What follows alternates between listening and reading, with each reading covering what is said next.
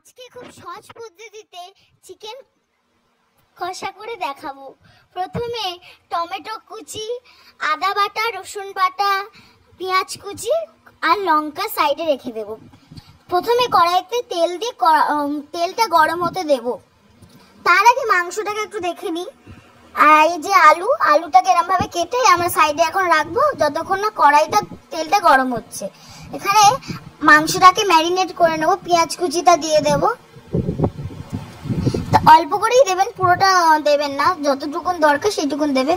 আদা বাটা দেব, রসুন বাটা,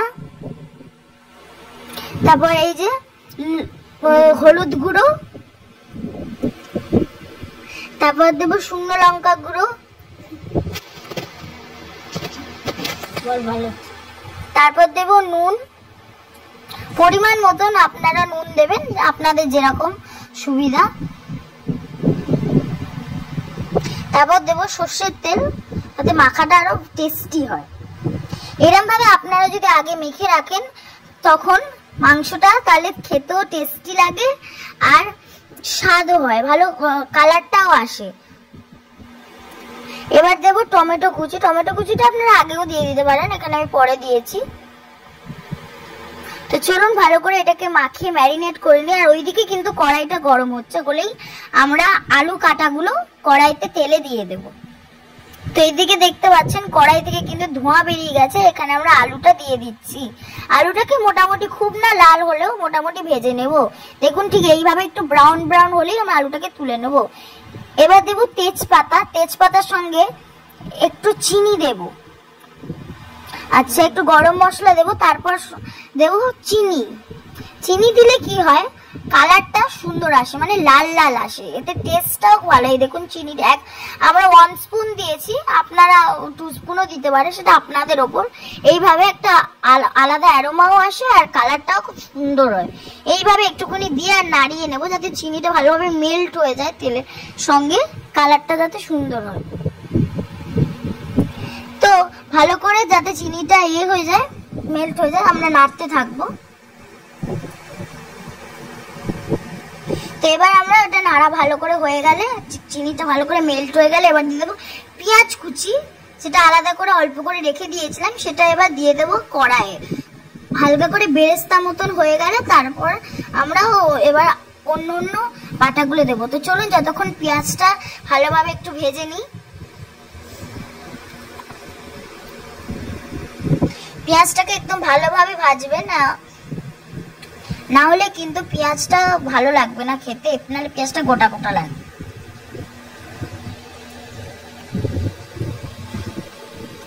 এবার পেঁয়াজটা দেখুন অনেকটা কিন্তু প্রায় কালারটা চলে এসছে, গোল্ডেন গোল্ডেন কিন্তু হয়ে গেছে। আর একটু ভাজবো যাতে খেতে ভালো লাগে।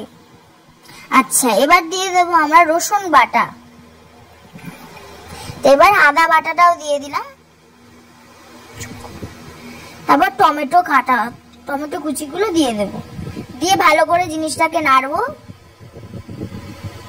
যতক্ষণ না ভালোভাবে টমেটোগুলো ভালো করে নরম হয়ে যাচ্ছে আর জিনিসটা ভালোভাবে যতক্ষণ না মিশছে, আস্তে আস্তে করে নাড়বো। এবার একটা বাটিতে একটুখানি হলুদ গুঁড়ো, তারপর হলো শুকনো লঙ্কা গুঁড়ো দিয়ে আর জিরে গুঁড়ো দিয়ে ভালো করে এটাকে ফাটিয়ে মিক্স করে নেব। একটা বাটিতে জলের মধ্যে এটাকে মিক্স করে নিলে এতে ভালো রঙও আসে দেখতে আর মশলাটাও পুড়ে যাওয়ার চান্স থাকে না। ডাইরেক্ট দিলে তেলে মশলাটা পুড়ে যাওয়ার সম্ভাবনা থাকে, তাই একটা বাটিতে যদি জলে গুলে দেন তবে জিনিসটা কালারটাও সুন্দর আসে আর খেতেও ভালো লাগবে। দেখুন এইভাবে দিলে দেখুন কালারটা কিন্তু খুব সুন্দর লাগছে দেখতে আর মশলাটাও পড়েনি। তো এইভাবে দিয়ে আমরা ভালোভাবে জিনিসটাকে একটুখানি কষতে দেব যাতে টমেটো আর পেঁয়াজটা ভালোভাবে মিশে যায়।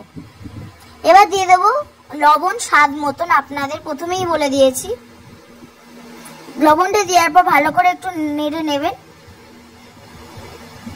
আচ্ছা এবার আমরা দিয়ে দেব মাংসগুলো। মোটামুটি ভালো করে কষানো হয়ে গেলে মাংসগুলো আমরা আস্তে আস্তে করে এবার তুলে দিয়ে দেবো। মাংসগুলো কিন্তু ম্যারিনেট করা ছিল কিছুক্ষণ, আপনারা চাইলে আরো বেশিক্ষণ ম্যারিনেট করে রাখতে পারেন, এতে টেস্টটা কিন্তু আরো ভালো হবে। আমরা সময় কম তাই অল্প করে রেখে কষতে কষতে দিয়ে দিয়েছি। মোটামুটি ভালো করে কষা হয়ে গেলে 5-10 মিনিট, এরপর আপনারা মাংসটা দিয়ে দেবেন, দিয়ে কষতে থাকবেন। আমরা অল্প অল্প করে মাংসটা দিয়েছি, আপনারা একবারেও দিতে পারেন। দেখুন অল্প অল্প করে দিয়ে দিয়ে নাড়ছি যাতে না জিনিসটা ওভারলোড হয়, আর মাংসগুলো ভালোভাবে যেন গায়ে মশলাটা লাগে।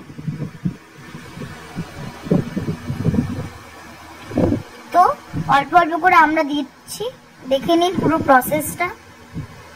আপনারা কিন্তু আবার বলছি একবারে দিতে পারেন মাংসটা। মাংসগুলো দেওয়া হয়ে গেলে এবার আমরা ঢাকা দিয়ে দেবো সেদ্ধ হওয়ার জন্য। আপনারা হাই ফ্লেমেও দিতে পারেন বা একটু মিডিয়াম ফ্লেমেও দিতে পারেন। কিছুক্ষণ 5 বা 10 মিনিট পর আমরা ঢাকনাটা খুলে আরেকবার একটু নেড়ে নেবো যাতে না পুড়ে যায় বা লেগে যাওয়ার সম্ভাবনাটা থাকে, তাই একটুখানি ঢেলে দেবো। দেখুন মাংসটা কিন্তু কষানোর পর মাংসর গাছ থেকে কিন্তু জল বেরিয়ে আসবে, আপনি তেল বেরিয়ে আসবে। এবার আমরা তেল বেরিয়ে গেলে কিছুক্ষণ পর তারপর আমরা আলুটা দিয়ে দেবো। তো দিয়ে আবার ভালো করে নেড়ে এটাকে ঢাকা দিয়ে দেবেন। দেখতে পাচ্ছেন, দেখুন কিছুক্ষণ পর ঢাকা দেওয়ার পর কিরকম কালারটা এসছে।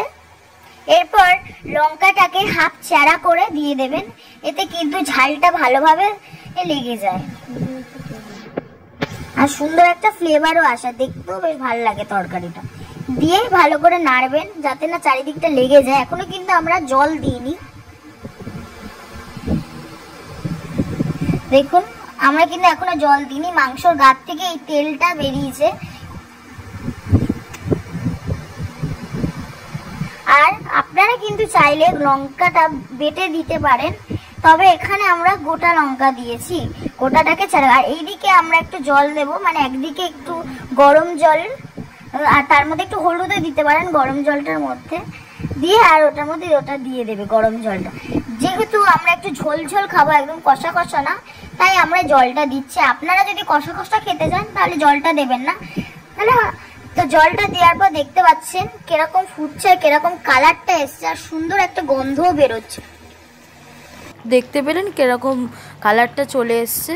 তো এবার আমরা মাংসটাকে কিন্তু এবার না শেষ হওয়ার পথে, তো এবার আমরা নাড়িয়ে এবার আমরা নামিয়ে নেব মাংসটাকে।